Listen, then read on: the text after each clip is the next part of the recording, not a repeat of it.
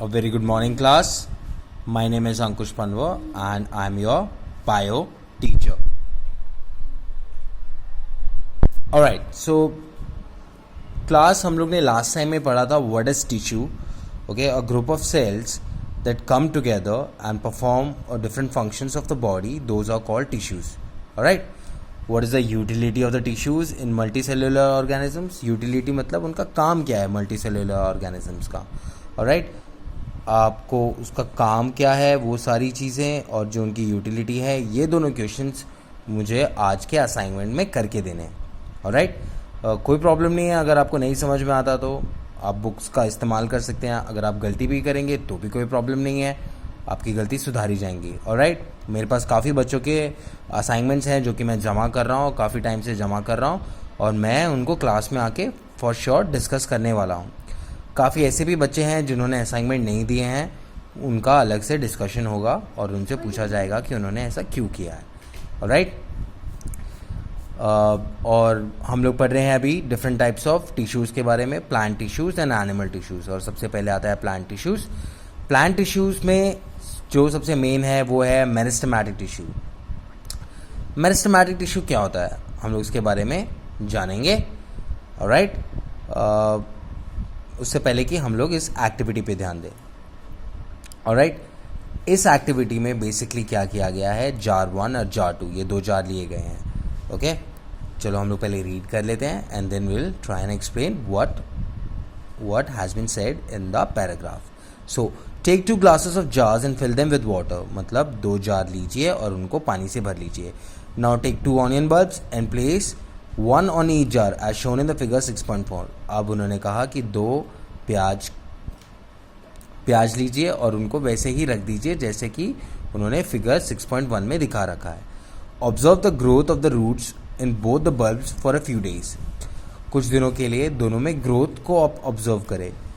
Measure the length of the roots on day 1, 2 and 3. जो इनके length है, ये जो रूट्स हैं इनके लेंथ आप दिन 1 पे, दिन 2 पे और दिन 3 पे मेजर करेंगे.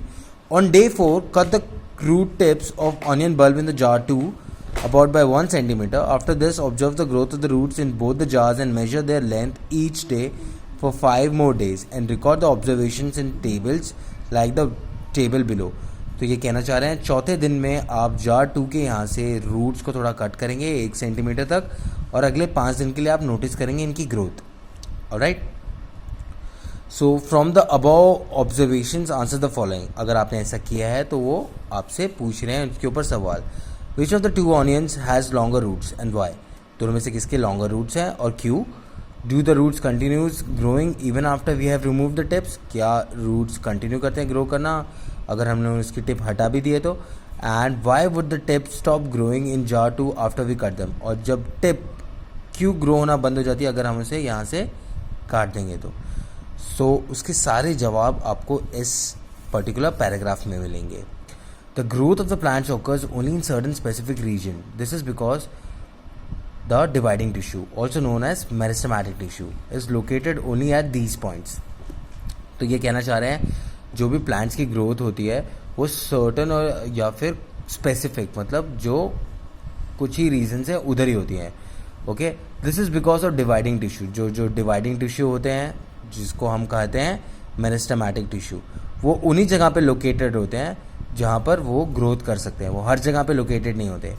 Okay, so depending on the region where they are present, meristematic tissues are classified as apical, lateral and intercalary.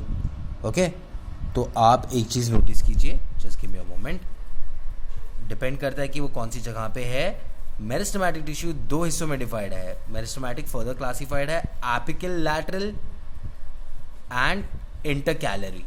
अब new sales produced by meristematic are initially like those of meristem itself, but as they grow and mature their characteristics slowly changes and they become differentiated as components of other tissue. okay, so basically ये आपको बताना चाह रहे हैं कि जब जो नए सेल होते हैं जो प्रोड्यूस करते हैं मेरिस्टेम से और वो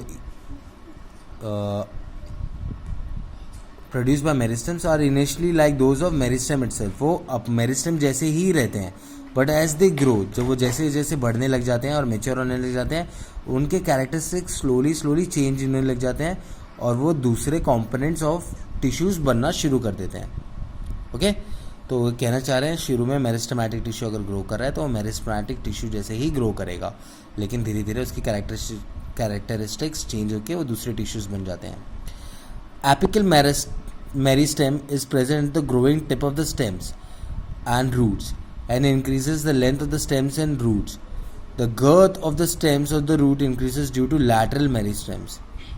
Cambium. Intercalary meristems is the meristem at the base of the leaves and internodes on the other sides of the nodes or twigs. So basically ये आपको ये बोल रहे हैं कि एपिकल होते हैं जो हमेशा रूट स्टेम्स के एकदम टिप्स पे प्रेजेंट रहते हैं, और इंटरकैलरी बीच में प्रेजेंट रहते हैं और लैटरल सबसे नीचे प्रेजेंट रहते हैं. तो जो भी चीज़ ग्रो करती है, जैसे एपिकल में स्टेम का ऊपरी हिस्सा ग्रो कर सकता है या फिर रूट्स का निचले हिस्सा ग्रो कर सकता है, वो सारे एपिकल ग्रोथ्स में आते हैं या एपिकल मेरिस्टेम्स में आते हैं.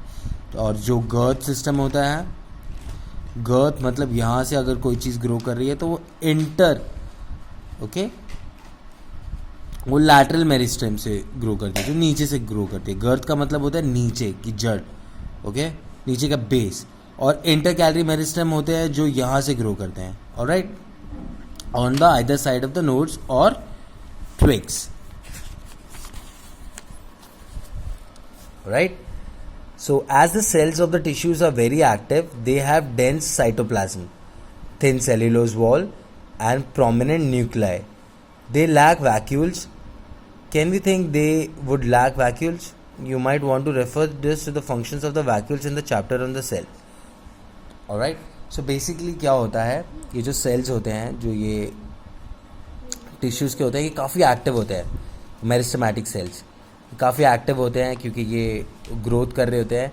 इसमें बहुत ही डेंस साइटोप्लाज्म रहता है. डेंस साइटोप्लाज्म क्या होता है मैं आपको थोड़ा एक्सप्लेन कर देता हूँ.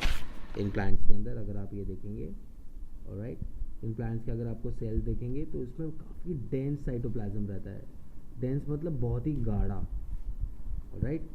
साइटोप्लाज्म आपको पता है एक फ्लूइड मेम्ब्रेन होता है जो प्रेजेंट होता है इनसाइड सेल, और अगर ये इतना गाढ़ा हो गया, आप देख सकते हैं मैं कितना इसको डॉटेड बना रहा हूँ, अगर ये इतना गाढ़ा हो गया तो ये मेरिस्टेमेटिक सेल का साइटोप्लाज्म है.